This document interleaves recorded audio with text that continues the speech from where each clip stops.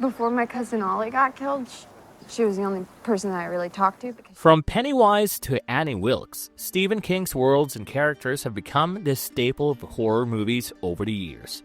Lately, there's been a rise in new King projects, including anthology shows. But there's one character who's flown under the radar, mostly showing up as a supporting character. She's not the kind of character who scares you at first glance, but she's an intelligent and fresh take on detectives in King's world. If you've read some of King's newer works, you probably know Holly Gibney. But did you know she's already made her mark in 2 major King adaptations? Who exactly is Holly Gibney, and does she deserve her own TV series?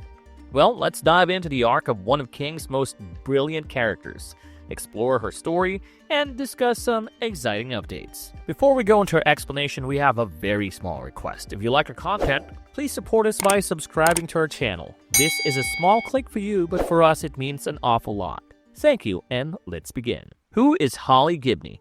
Just another neurodivergent detective. If you're a Stephen King fan, then there's hardly any chance that you haven't grown an interest in this character like King himself has in the past decade. When talking about her character, King stated, "I could never let Holly Gibney go. From the Mr. Mercedes books, she was supposed to be a walk-on character, and she just kind of stole the book and stole my heart, and so I just finished a novel that's called Holly, and it's all her, man." But who is Holly Gibney? Why has she become a competitor to Randall Flagg? And if you haven't read the books, who is Randall Flagg? We'll save the Randall Flagg questions until Mike Flanagan finishes his work on The Dark Tower and puts the limelight primarily on Holly instead. Born sometime around 1970, Holly Gibney is in leagues with some of the major detectives who have appeared in the pages of Stephen King's books. Marking her first appearance in the 2014 novel Mr. Mercedes, Holly was the cousin of the book's protagonist Bill Hodges' romantic interest, Janie Patterson.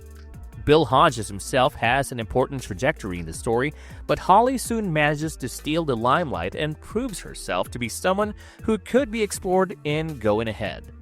The ending ensures that as she goes on and opens up the Finders Keepers agency with Bill Hodges, the two eventually develop a relationship that has an almost fatherly touch to it. Though explored much better in the latter books, Holly's relationship with her mom is key to her arc. Charlotte Gibney can be quite an overbearing figure, and their relationship is fraught with tension. Holly often feels judged and belittled by her. Living with obsessive-compulsive disorder, synesthesia, sensory processing disorder, and being on the autism spectrum, Holly remains highly observant and aware, even if she may not fully recognize certain aspects of her experience. Half the cases taken on Bill Hodges might have remained open if it wasn't for her. She managed to give her first criminal, Brady Hartsfield, quite the beating, as it ended up putting him into a coma until his return later. If you think she's just another detective, like the ones we've seen in shows, movies, and literature over the years, her uniqueness makes her quite different from the people who generally fit this trope. Even though her neurodivergence often makes her social interactions awkward, she still empathizes a lot with those who are suffering or misunderstood. If a situation seems challenging, she might use that aspect to her benefit and display remarkable independence and courage. These factors played a key role in her transition from a peripheral figure to the key characters in Stephen King's works. But then there's also the angle of the people she surrounds herself with. Holly's closest friends often tend to be quite intelligent and people who are genuinely good in comparison to most other characters in King's world. Before tackling her first case with her mentor and father figure Bill Hodges, Holly had already been through a lot, losing multiple family members and somehow managing to push through it all. That struggle shaped her resilience. As a fan, I think Holly's journey into Bill Hodges' trilogy is such a great example of how neurodivergent people aren't limited or disabled, but rather they just experience the world differently. But putting away all these things, the one thing that puts Holly away from most of the other characters is how she accepts certain situations. In some situations, people cannot think of something beyond the ordinary. Still, Holly tends to give it some food for thought before rejecting it, allowing her to see things much differently than most other characters. Though she has had her share of supernatural events, we also see her go through some other scenarios where the individuals involved are evil to a whole new degree.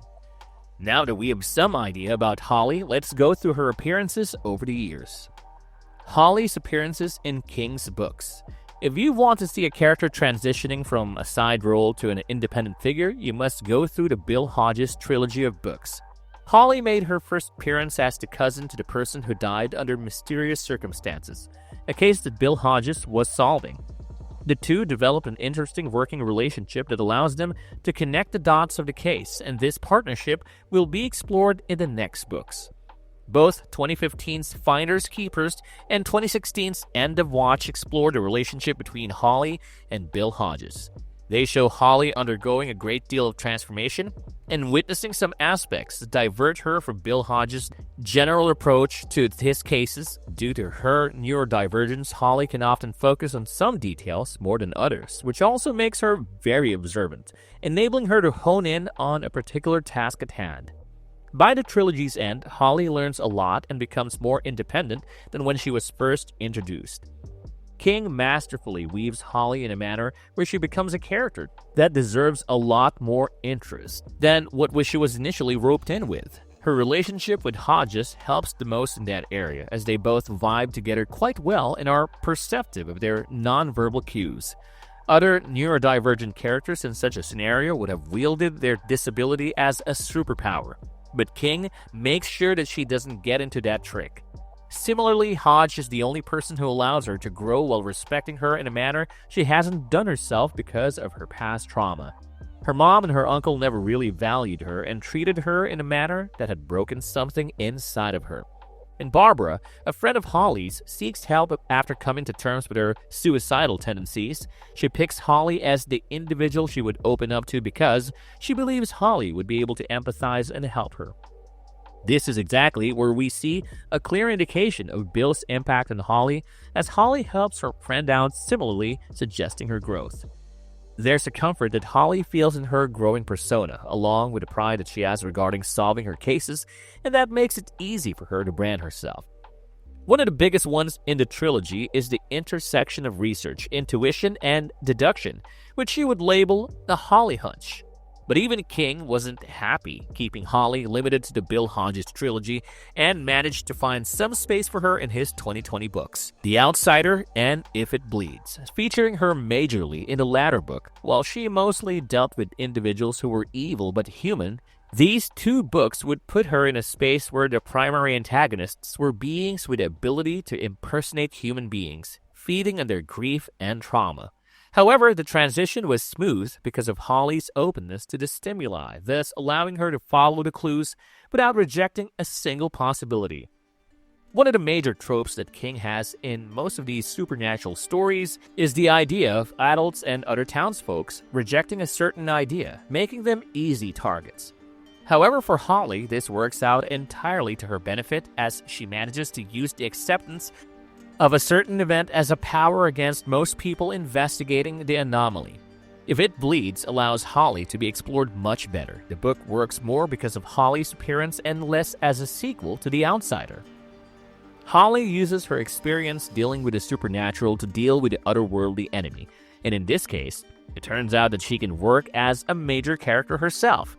The memories of Bill are something she goes back to quite often to reflect on his teachings and the skills that she had acquired from him.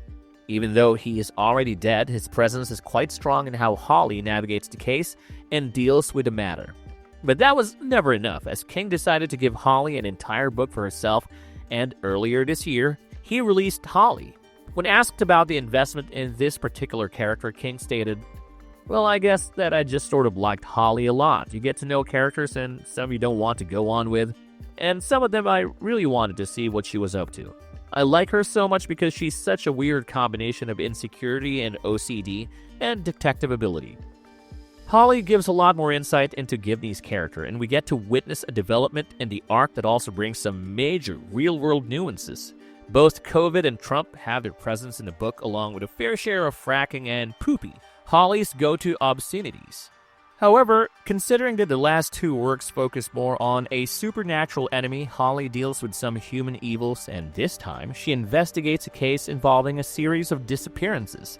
Over time, she discovers that the disappearances are linked to a family who are later revealed to be cannibals and have been abducting people and consuming them for years. Holly once again plays the dedicated detective. Still, this time, we see a new layer in her response to something like COVID-19 as she becomes very vigilant about masks, using sanitizers, and social distancing. But that's not all, considering we get to see her move out of her comfort zone significantly by dealing with a danger head-on. Holly goes straight to the accused's house and sets up surveillance, which indicates that she is determined to get her answers. Old friends from the Bill Hodges trilogy, including Barbara and Jerome Robinson, are also explored here as they provide her with much-needed emotional support. The presence of these individuals grounds her character and allows her to maintain her resolve even after being pushed to the edge. Also, Holly will return next year in Stephen King's next novel, Never Flinch, which will be released in September. There is a lot of excitement about this, and it is described as a crime thriller with multiple narratives coming together in the final act. When an individual sends a letter to the police threatening the lives of 14 people as an act of atonement, Detective Izzy Janes turns to her old friend Holly for help. So that's 7 appearances in the pages of Stephen King's works, which is an achievement, considering many people haven't managed to do that. Even though The Dark Tower is spread over 7 books and several short stories, only a few of the characters in them have had a significant appearance like that of Holly's. So the only person she might be competing in terms of appearances is with Randall Flagg, a character from the Dark Tower books who has appeared in about 9 different novels officially, and a lot of other appearances, including short stories and other fan theory-based appearances. With both of them being poles apart in terms of their morale, it is a crazy competition to see if Holly can beat Randall to the punch with her series of books. My father was ex-military, and when I was little, he would say, appearances and shows.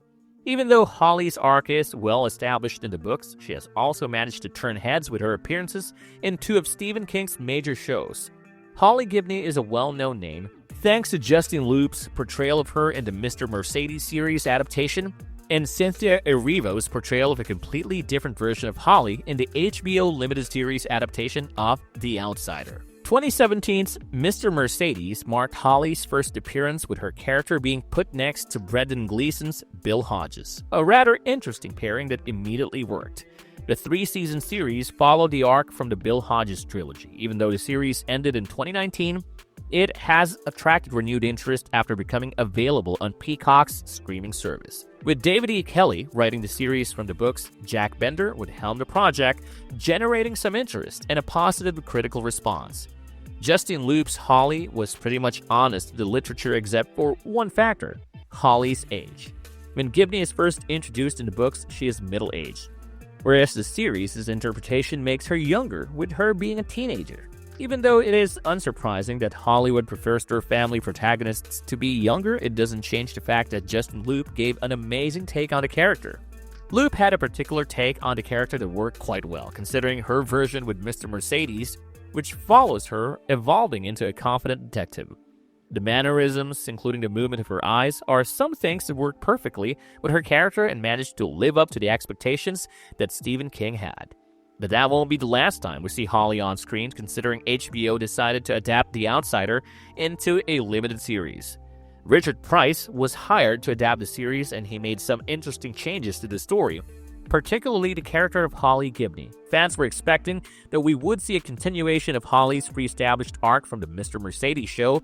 Still, it was surprising to hear that Price only watched around 20 minutes of that show and didn't focus on the arc for Holly that has already been established. Talking about adapting the character, Price stated, "I don't want to be beholden to something. Holly was like that then, but this is my adaptation, and my job is to make Holly as compelling as possible.